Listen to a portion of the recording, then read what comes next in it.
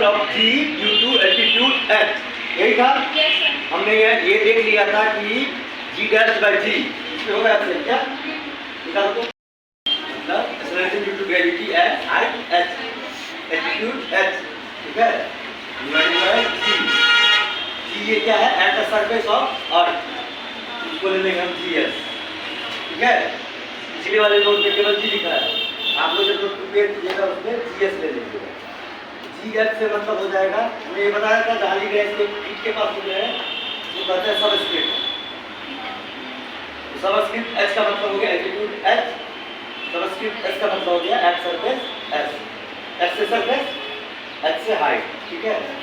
gs बाय gs is equal to है 1 plus 2h by r का पावर -2, यही था हमारा इक्वेशन 5, यही था ना, नहीं था ये?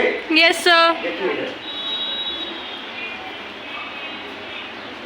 gs by g is equal to 1 plus h by r square, यहाँ प्लस 2h, वहाँ माइनस 2 लिख दिया, ठीक है, उसको चेंज कर लेते हैं, ये +2 और प्लस लिखने की जरूरत नहीं है, तो इसको हटा देंगे।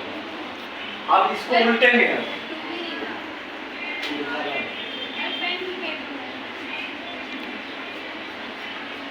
हाँ 2 भी रहेगा,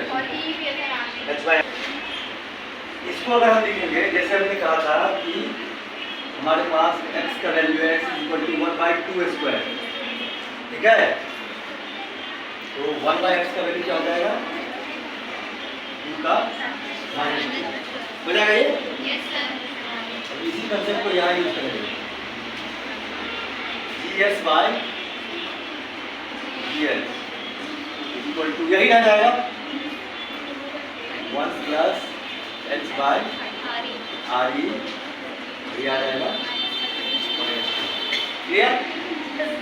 अब यहाँ पे बाइनोमियल एक्सपेंशन ही होगा, और बाइनोमियल एक्सपेंशन क्या कह रहा है, 1 प्लस x का पावर अगर n है, 1 प्लस x का पावर n है, इसको अगर एक्सपेंशन मतलब बढ़ाना, ठीक है, तो बाइनोमियल एक्सपेंशन इसको अगर हम बढ़ाएंगे, जैसे मान लिया 1 प्लस x है, इसका पावर हो गया 2, क्या हो जाएगा ये तो पता है, आसान है हमारे लिए। Yes sir. क्या है 1 प्लस x 2x प्लस, नहीं यस सर। ये तो हमारा 9th क्लास पढ़ा था, हाँ। 7th क्लास में आकर के इंट्रोड्यूस हुआ बाइनोमियल एक्सपेंशन। 1 प्लस x का पावर जब n होता है, इसका वैल्यू हो जाता है 1 प्लस nx, n जब बहुत बड़ा हो। अब यहाँ से देखिए, यहाँ हमारे पास है पावर -2, यस सर। केवल ये याद रखिए, यहाँ पे हमारे पास है 1 की जगह 1 आया, x की जगह ये आया, ठीक है, और n की जगह -2 आया, यहाँ से क्या आ जाएगा, 1 की जगह 1 लिख देंगे प्लस n लिखेंगे, n की जगह क्या है -2 लिख देंगे, और उसके बाद x लिखना है, मतलब ये लिख देंगे h बाय r, क्लियर। इसको एक्सपेंड करेंगे, ये again gs by gh equal to 1, ये प्लस और ये माइनस, मल्टीप्लाई है माइनस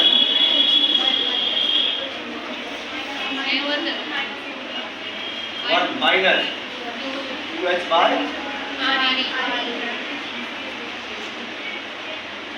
ये हो गया।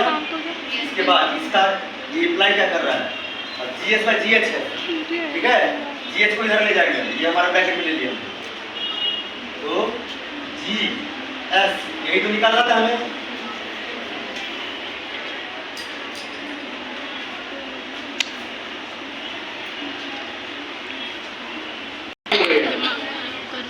एक बार हमारा इक्वेशन 1, ठीक है, ये हमारा 2, हमने किया है यहाँ gs बाय g, gh हो गया हमारा gme बाय reh स्क्वायर, ये आएगा नीचे और ये जाएगा ऊपर,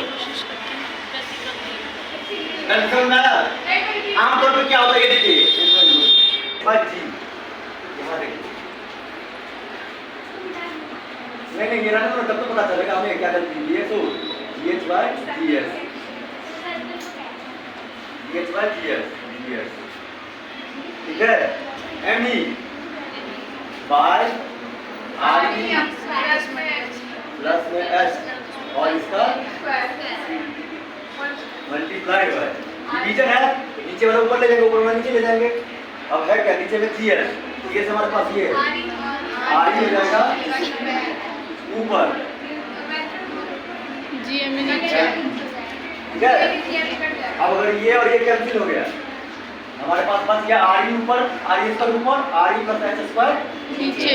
हमने यहाँ लिख क्या दिया, आर ई प्लस एच ऊपर और आर ई स्क्वायर नीचे। ऊपर नीचे क्वेश्चन में नहीं करना अगर चाह रहे हैं, अभी देखा आपने ये अगर माइनस साइन कर देंगे तो ऊपर नीचे किए हुए काम चल जाएगा। यहाँ हो जाएगा हमारा माइनस साइन, ठीक है। और ये भी रह जाएगा माइनस साइन, और ये भी रह जाएगा माइनस साइन, माइनस माइनस यही से इसी पे हो जाएगा काम हमारा। छठा में लिखिए। अब वही बायोलॉजिकल एक्सपेंशन जो भी यूज किए थे, 1 प्लस एक्स बराबर 1 माइनस 1 प्लस एन एक्स, 1 का 1 लिख दिया, G H by C S equal to 1 का 1 लिख दिया minus 2 H by R E, ठीक है। और इसका मतलब क्या हुआ, सातवां स्टेप जी एच बराबर G S 1 minus 2 H by ये इक्वेशन ओपन किया तो क्लोज भी करना पड़ेगा। ये है कंफ्यूजन है ना। अच्छा ये अगला वाला तो केवल इससे एक ये कर देते हैं बाकी में, इसमें केवल यहाँ पे लिख दीजिए बाइनोमियल क्या है, 1 प्लस 1 प्लस x का power n equal to 1 plus ns।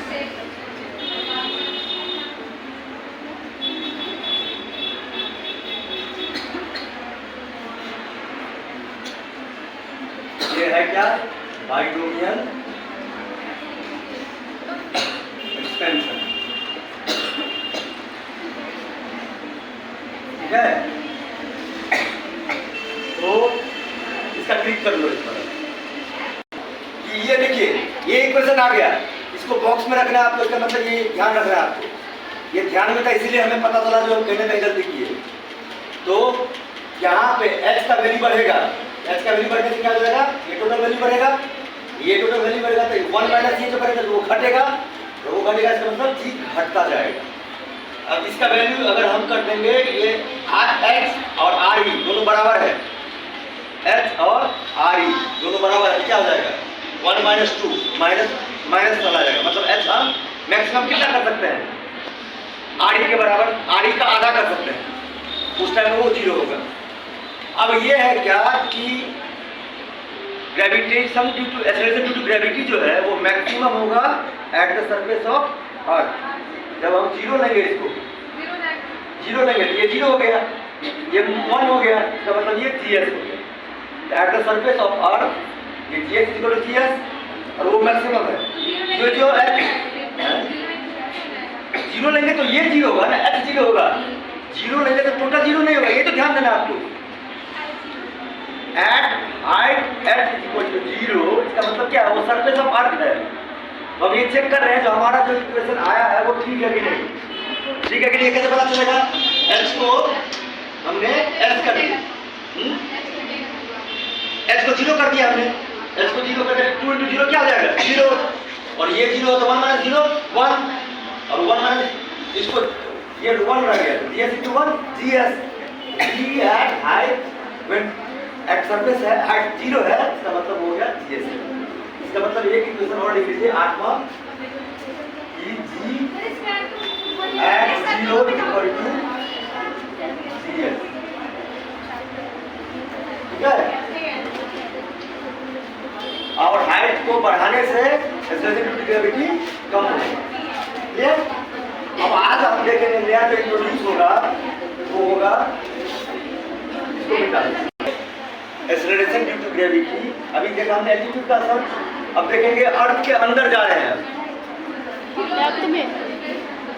अर्थ के अंदर जा रहे हैं। टेक्स्ट बुक में देखिए फिगर 9.7, उससे पहले h equal to g 1 minus 2h by R E, जो हमारा आया था। केवल g को हमने क्या किया, GS ले लिया संस्कृत में। अब यहाँ देखिए ये वाला इक्वेशन है आपका, जब हम डेप्थ में यहाँ पे अप्रोक्सीमेटली लिए हुआ है, ठीक है, वो ध्यान दीजिएगा। अब ये देखिए, ये फिगर देखिए, इस केस में क्या था, जब हम हाइट पे जा रहे हैं तब जो डेंसिटी है अर्थ का और मास है अर्थ का, वो तो वही रह जा रहा है, ठीक है। अब इनसाइड द अर्थ जाएंगे, अर्थ है क्या, स्फीयर, स्फीयर है, स्फीयर के अंदर जा रहे हैं, कुछ पोर्शन तो हटता जाएगा। कहने का मतलब ये है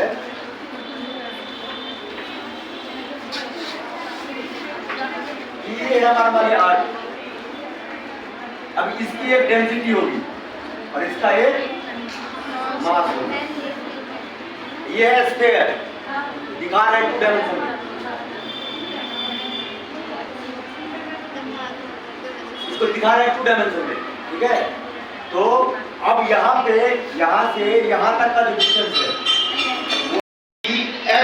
g at height at altitude h is equal to gs bracket 1 minus 2h by r। ये आपको दिमाग में मेमोराइज करके रखना है, ठीक है। और इससे इंफ्रेंस ये निकला था कि maximum acceleration due to gravity जो होगा वो at the surface of earth होगा। As we will increase the altitude, the value of g will decrease. With the increase in height, g will decrease. Clear? तो कहाँ से मिला था हमें? तो मिला था g at height h is equal to gs bracket 1 minus 2h by r। अभी हमने पिछले क्लास में इंट्रोड्यूस किया था कि variation of g, how does the variation of g depends on the depth of earth. Now we will go, earlier we have gone from the surface of earth to height h. Now we will go from the surface of earth inside the earth. In the first case, the distance between object and earth increases, that is, it becomes r plus h. Here it will, if that depth is denoted by d, here the new distance will become re minus d. Clear? Now we will try to, this is our earth.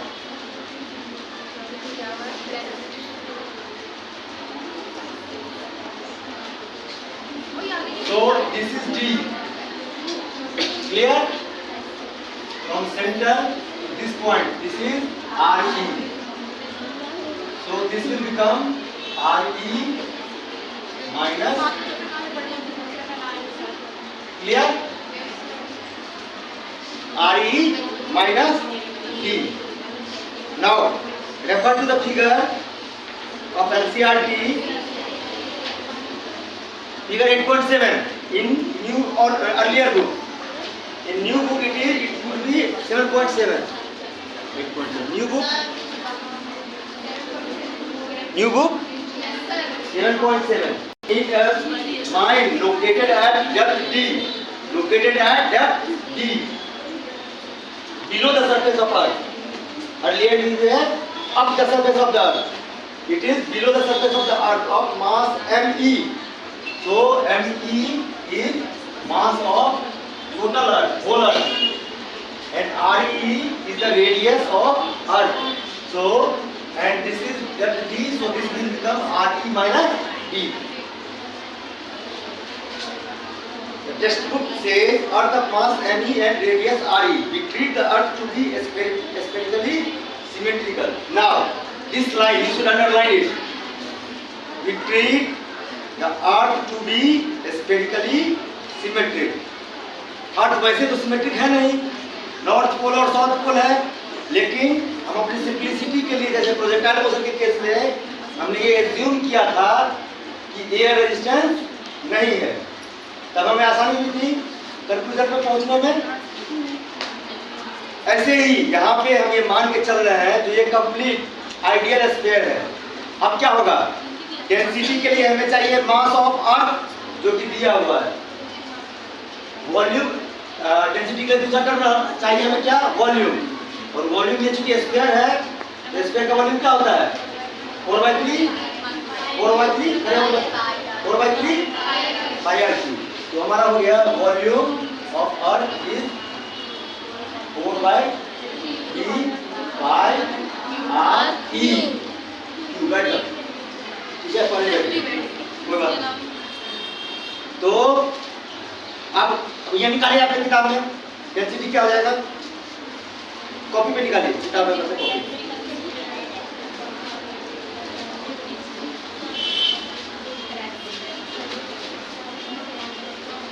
हमारे पास M ही दिया हुआ है, volume दिया हुआ है, यहाँ है volume है,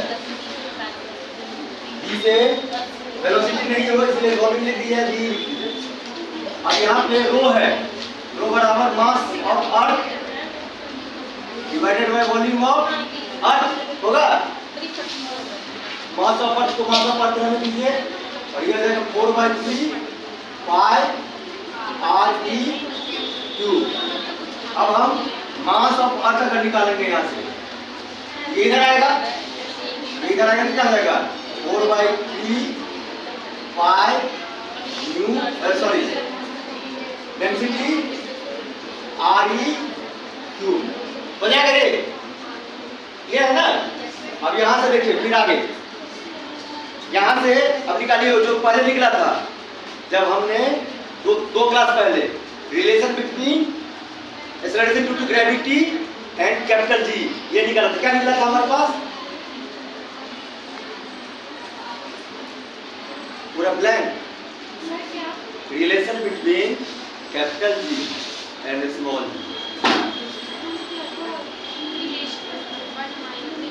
capital G gravitational constant and small G acceleration due to gravity, G mv upon में r e का स्क्वायर। गुड। जैसा कि इसने बताया कि कैपिटल जी और स्मॉल जी, ये निकला था capital G is equal to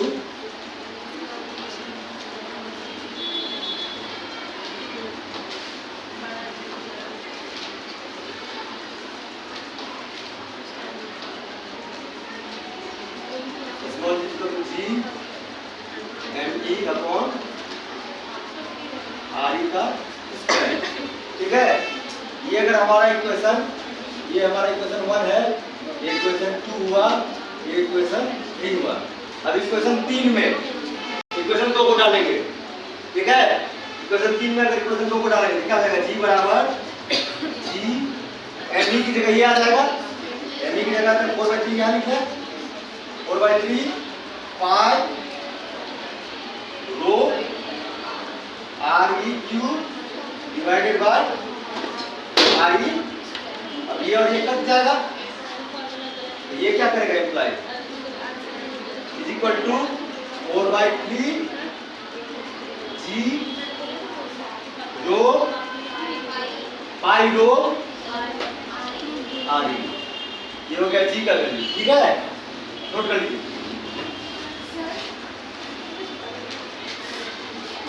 कहाँ नहीं समझ में, ये समझ में आया। अब ये इसमें जी का जी लिख दिया है हमने, क्योंकि हमें स्टड में लाना है, जो डिराइव कर रहे हैं ना डेप्थ डी पे। हमारा क्या है, पिछले क्लास में हमने डिस्कस क्या किया, हाइट के साथ जी का वेरिएशन क्या है। अभी हमको डिस्कस क्या करना है, डेप्थ के साथ जी का वेरिएशन क्या है। डेप्थ के साथ जो जी का वेरिएशन है उसको निकालने के लिए वो जो डिड्यूस करेंगे उसके लिए हम ये कर रहे हैं। स्टेप समझ में आया क्या किया, सो जी का value G M E by R E square है, एम ई का वैल्यू यहाँ से पुट कर दिया, पुट किया तो ये आ गया हमारे पास। इतना इसको दिमाग में रखना है। इक्वेशन 4 हो गया, या इसको अलग से लिख लेंगे, G is equal to 4/3 G pi rho R E. अब यहाँ से ये देखिए 4/3 constant, G constant, rho constant और पाई कांस्टेंट और रो कांस्टेंट, सारा कांस्टेंट। तो क्या हो जाएगा, जी बराबर कांस्टेंट इनटू आर ई, और यहां से क्या हो जाएगा, G is directly proportional to R. यहां ये ध्यान रखना, ये पॉइंट आगे कम आएगा, ठीक है। अब इसमें हम क्या कर रहे हैं, आज डेप्थ जी पे एक्सेलरेशन ड्यू टू ग्रेविटी क्या होगा ये निकालना है। ड्यू ग्रेविटी टेक्स्ट बुक में देखिए, एनसीईआरटी में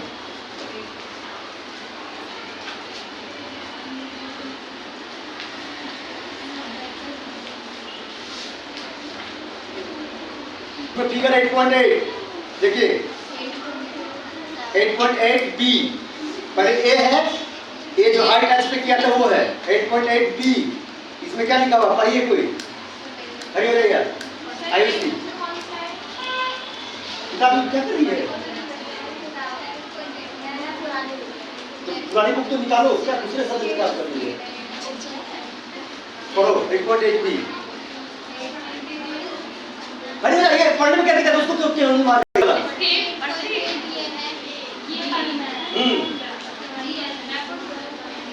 नहीं ये पढ़ेगी, ये पढ़ो, क्या नाम है, नाम क्या है, लवी, लवी पढ़ो। G Edward and D. In this case, only the smaller sphere of radius RE minus D contributes to G. इस बैठ जाओ, इस पॉइंट को ध्यान दीजिए, समझिए पहले, ठीक है, तब हम आगे बढ़ेंगे। ये क्या कह रहा है कि जब हम हाइट h पे ले रहे थे तो पूरा अर्थ उसमें जी में कंट्रीब्यूट कर रहा था। जो ही इसके अंदर आएंगे हम, इसके अंदर आएंगे हम, तो इसका जो मास है, mass of that particular point will go on decreasing. क्यों? क्योंकि स्फीयर के हम अंदर जा रहे हैं, अंदर जा रहे हैं, तो ये जो पोर्शन है, ये वाला जो पोर्शन है, ये जी में कंट्रीब्यूट नहीं करेगा, इसीलिए हमने इसको क्रॉस से दिखा दिया, ठीक है। केवल ये वाला जो पोर्शन है, केवल ये वाला जो पोर्शन जिसे हमने सही मार्क किया है, वो पोर्शन डेंसिटी में भी और मास में भी कंट्रीब्यूट करेगा। अब मान लिया ये जो स्फीयर है हमारा, इसको हमने सपोज किया है, एज्यूम किया है, इस पॉइंट पे ले रहे हैं, ये जो स्फीयर होगा उसका अलग वॉल्यूम होगा, उसका अलग मास होगा, ठीक है। और मास के चेंज हो जाने के कारण उसका जो जी है वो चेंज हो जाएगा, क्योंकि G = G/m/r²। आर भी बदल गया और m भी बदल गया, r और m के बदल जाने से क्या इफेक्ट पड़ा, जी बदल गया। वही ये पॉइंट लिखे हुआ है, G at depth t in this case only the smaller sphere, ये जो जिसमें हमने किया है, this is a smaller sphere, only the smaller sphere of radius, इसका रेडियस क्या आ गया, RE minus D, only the smaller sphere of radius RE minus D contributes to G। ये पॉइंट क्लियर है, इस पॉइंट को बिल्कुल ही एम्फसाइज करके अपने दिमाग में रखना है, बाद के केस में भी, अभी क्लियर होने से अधिक फर्क नहीं पड़ेगा।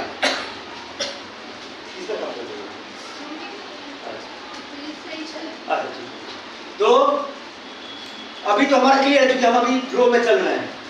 ये जब हम 10 दिन के बाद, 20 दिन के बाद, ये पॉइंट निश्चित रूप से ध्यान रखना है। तो जहां ये फिगर है वहां पे लिख दीजिए VVI बुक में। क्या हो गया वो, क्लियर है? अरे जमाई ले रही है, समझ में नहीं आ रहा है? अच्छा, इसमें आगे केवल इसका जो फाइनल है वो बता देता हूँ, इसको डिराइव करेंगे, क्योंकि देख रहे हैं सभी लोग परेशान जैसे दिख रहे हैं, तो इसको जो लास्ट पोर्शन है केवल वो बता देता हूँ, जो डिराइव अगले क्लास में कर लेंगे। हमारे पास जो आएगा वो आएगा GD,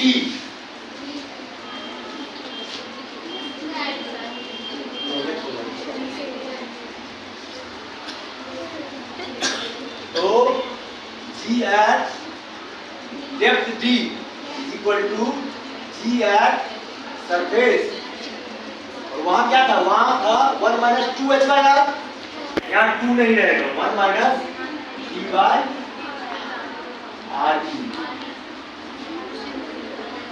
ये दोनों चीज ध्यान रखना है। G H height H equal to G S 1 minus 2h by R E. इसके बेसिस पे बहुत सारा न्यूमेरिकल आएगा और ये हो सकता है वो डिराइव करने के लिए भी आपको। अब ये देखिए, पहले हमने ये देख लिया था कि हाइट के बढ़ने से जी की वैल्यू कम होती है, ठीक है। हाइट के बढ़ने से जी की वैल्यू कम होती है। अब डेप्थ के बढ़ने से क्या होगा, फिर वही बात हो जाएगी, ये वैल्यू डी बढ़ेगा तो ये वैल्यू बढ़ जाएगा, ये वैल्यू बढ़ेगा तो ये घट जाएगा, और ये घट जाएगा तो ये घट जाएगा। इसका मतलब है कि सरफेस पे जब हम जाएंगे तो maximum acceleration due to gravity होगा, चाहे हम ऊपर जाएं या हम नीचे आए, दोनों केस में जी का वैल्यू कम होगा। क्लियर है? केवल क्वांटम में अंतर है, जो ऊपर जाएंगे तो 2h बाय आर ई से कम होगा, और जब डेप्थ में जाएंगे डी बाय आर ई से कम होगा। क्लियर है? अब एक ध्यान दीजिए, अगर ऑब्जेक्ट को हम ले गए बिल्कुल सेंटर पे, ऑब्जेक्ट को बिल्कुल सेंटर पे ले गए, टी क्या हो जाएगा, ये वाला जो है हमारा, ये टी बढ़ाते बढ़ाते बढ़ाते यहां से जब मिला है, इस टी का वैल्यू क्या हो जाएगा, आर ई हो जाएगा। गुड, तो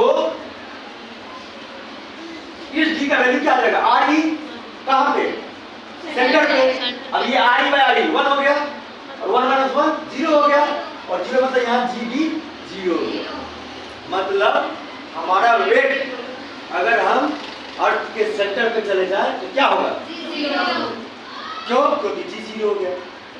लेकिन ध्यान रखिएगा, जो 45 किलोग्राम बोलते हैं मास, वो रहेगा ही हमारा, केवल वेट 0 होगा।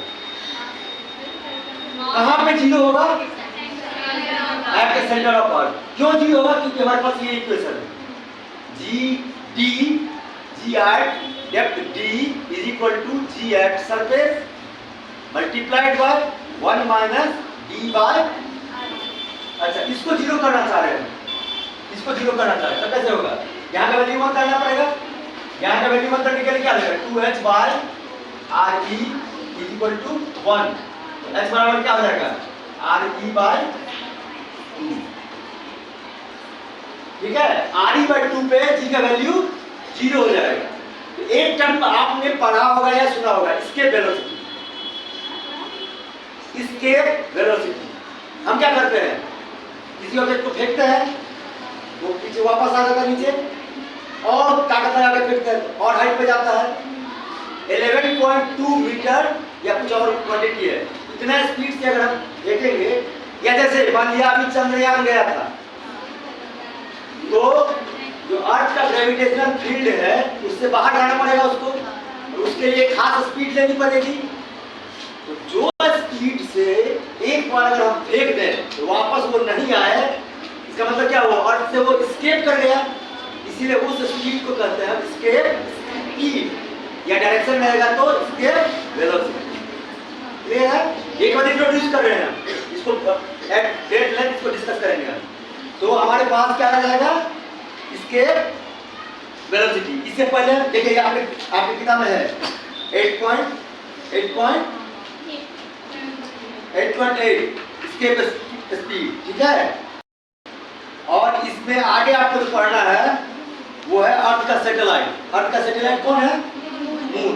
वो तो नेचुरल सैटेलाइट है, आर्टिफिशियल सैटेलाइट कौन है, कई सारे हैं, जो हम टेलीफोन सुन पा रहे हैं, जो मौसम विज्ञान के बारे में बता रहा है, जो भी लॉन्च करते हैं। एक टर्म सुना होगा आपने PSLV, और एक होता है GSLV।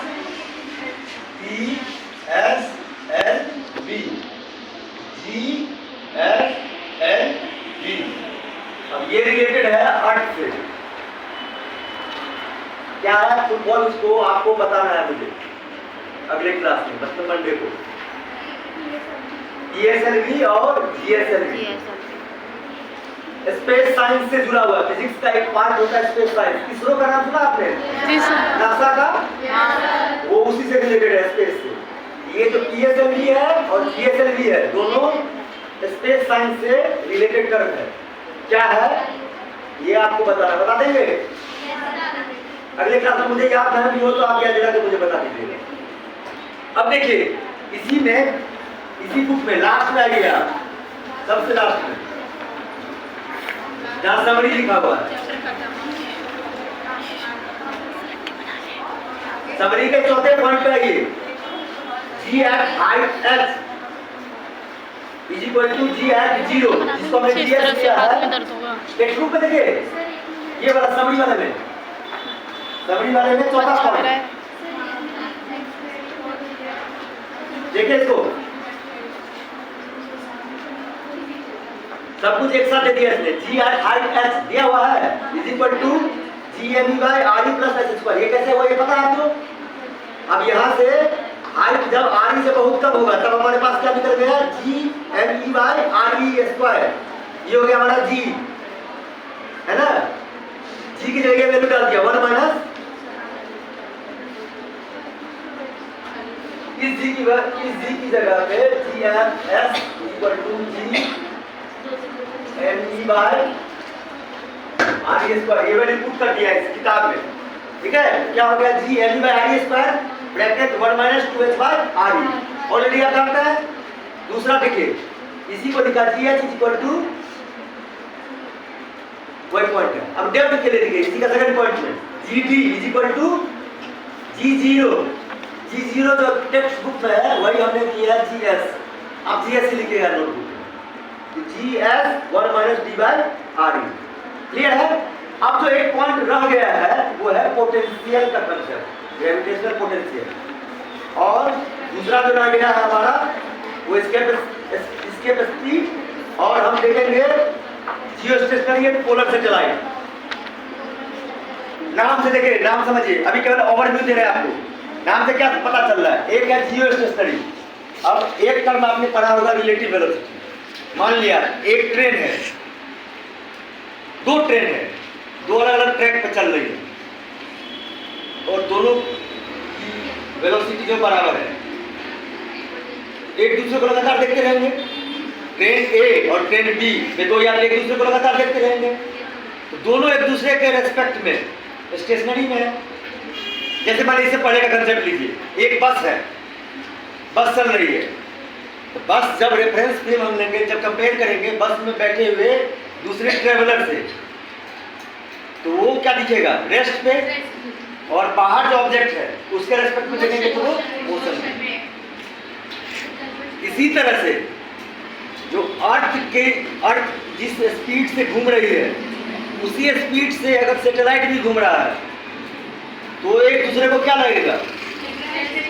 स्टेशनरी। इसी को कहते हैं जियो स्टेशनरी सैटेलाइट। और दूसरा क्या है?